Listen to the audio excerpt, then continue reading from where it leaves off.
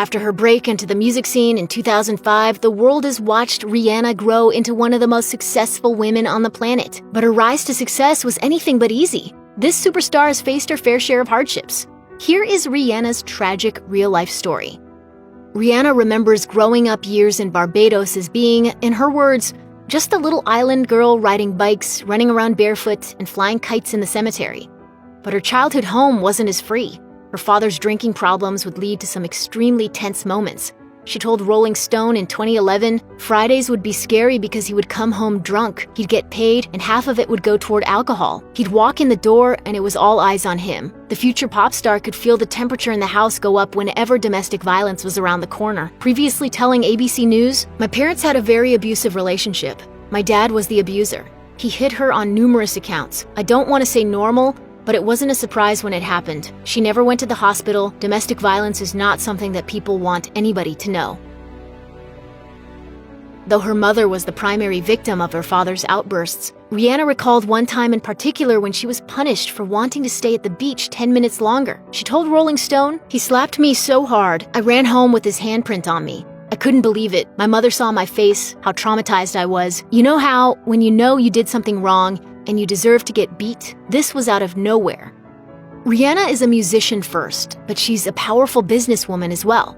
As noted by Rolling Stone, she's had huge endorsement deals in addition to her own perfumes, cosmetics, and fashion lines. Her upbringing as the oldest child in the family made her staunchly independent, and her father helped mold her into the woman she would become. She told Rolling Stone, "He taught me how to fish, how to swim, how to run, how to ride. He really toughened me up." When she was young, Rihanna's father sold clothes on the street or out of his car to make a living. Whether through want or necessity, she would sometimes join him. In a 2011 interview with The Sun, her father, Ronald Fenty, said, "She used to sell stuff on the side of the street like I did. She'd come outside of the store and put up a rack and sell hats and belts and scarves. She would also buy sweets, put them in packages, and take them to school to sell to her friends for a profit." It was that entrepreneurial spirit that had Rihanna's father thinking she would end up in business. And in the end, he was right. Addiction sadly took a substantial toll on this celeb's early life when drugs planted their hooks in Rihanna's father and ran havoc through her family home. On Oprah's Next Chapter, she tearfully told Oprah Winfrey that her family broke up because of his addiction. According to The Mirror, her dad Ronald bought drugs even when money and food in the house were low.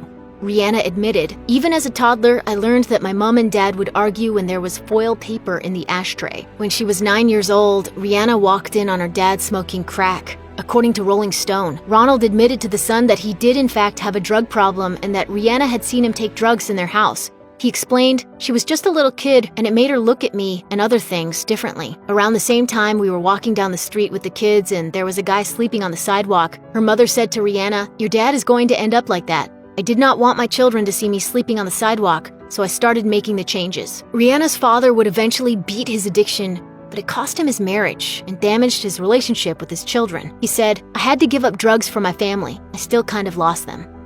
Rihanna is loved and admired around the world, but she didn't always feel loved as a child in Barbados.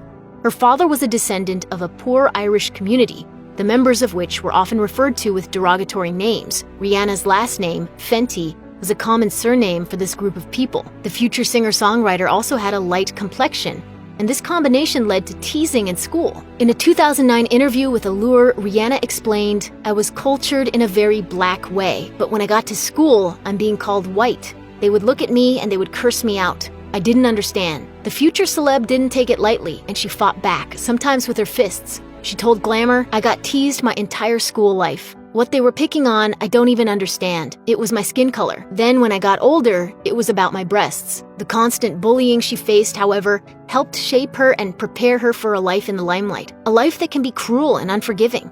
She told Harper's Bazaar in 2015, "This thick skin has been developing since my first day at school. It didn't happen after fame. I couldn't survive fame if I didn't already have it. So sometimes the toughest thing in life is to be vulnerable." I wanted to do everything my way, and it's kind of like a bad girl attitude. I got a little rebellious, I got a little attitude. With Rihanna's father battling his own demons and the fights at home increasing, the future celeb's mental health understandably suffered. Though the trouble at home was kept private, the young Rihanna began to separate herself from the other kids at school. It was around this time that the future singer's grades slipped along with her health. Rihanna's mother, Monica, revealed to Rolling Stone she had always been a straight-A student, but she started to struggle. She would suffer from these terrible headaches. She had to get CT scans. Rihanna's headaches went from age 8 to 14, but the doctors had no answers for the excruciating migraine-like attacks. Initially, they believed she may have a tumor of some sort. However, the test results always came back negative. It wasn't until her parents separated and the fighting stopped that the headaches finally went away. Rihanna believes that the pain was caused by the emotional stress of the arguing and domestic abuse. In February 2009, the world was rocked by reports that Chris Brown had abused then-girlfriend Rihanna. TMZ later released photos of her battered face, and the abused singer became fodder for nearly every news outlet in the US, causing Rihanna to retreat from the public eye for months. She told ABC News, "When I realized that my selfish decision for love could result in some young girl getting killed, I could not be easy with that part. I couldn't be held responsible for telling them, go back." In her isolation, however, she began to worry about Brown, despite her being the victim. She later explained to ABC News, "If I feel this depressed, then what is he going through? I had to protect him. I thought that I had to let him know, don't do anything crazy, like just hang in there. The whole world hates him now, his fans, his career, he lost me. I just need to let him know, don't do anything stupid." Eventually, the two reunited and Rihanna faced criticism for it. For her part, she was disappointed because she'd made a promise to her younger self that she was, quote, never going to date somebody like her dad. As E! News reported, she wasn't proud of her choice, but she had been overpowered by love. They're entitled to feel angry because it wasn't a good thing, that happened. But you have forgiven him. But I have. The pair split once again in 2013. If you or someone you know is struggling with domestic abuse, please call or chat online with the National Domestic Violence Hotline at 1-800-799-7233. Many high-profile celebrities contend with rumors, from exaggerated tales to outright lies. For Rihanna, it seems that every single celebrity she talks to becomes the target of a reported relationship. While working on a Rolling Stone cover story, Rihanna happened to be in the same restaurant as Colin Farrell, someone she'd been rumored to be sending salacious texts. As Farrell left the restaurant, he stopped by the singer's table and jokingly said to her, "Our friends outside are gonna get some good mileage out of this. We're gonna be texting each other all night." The actor was right. The next morning, several tabloids suggested the two celebs ate dinner together and were romantically linked. To make matters worse, rumors have sometimes come from within. After Rihanna was assaulted by Chris Brown, her father sold information to the press. Rihanna later told Vogue in 2011, "That was the first time. My dad went to the press and just told them a bunch of lies, because he hadn't talked to me after that whole thing. He never called to find out how I was doing, if I was alive, nothing. He went straight to the press and got a check." That wouldn't be the last time either, as Ronald Fenty would later sell more gossip on his famous daughter. Rihanna wondered, "It really makes me question what I have become to my father. Like, what do I even mean to him?" After her challenges with Chris Brown, Rihanna found that she was spiraling into a dark place. She recalled on Oprah's Next Chapter that she was resentful, angry, and struggling to overcome it all. When asked how she finally got through it, Rihanna said, "I repaired my relationship with Dad." The singer had grown apart from her father after her parents' divorce years earlier. I couldn't separate him as a husband from him as a father.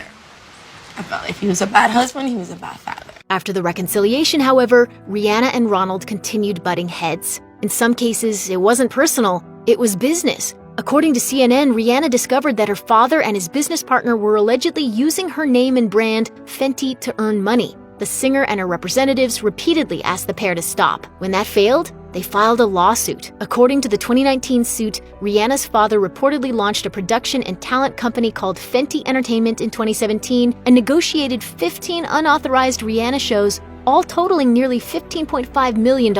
He even reportedly attempted to use the Fenty brand to register a line of resort hotels. MSN reports that the case would be moving to a jury trial in June 2020. Rihanna was exposed to things in life much earlier than most.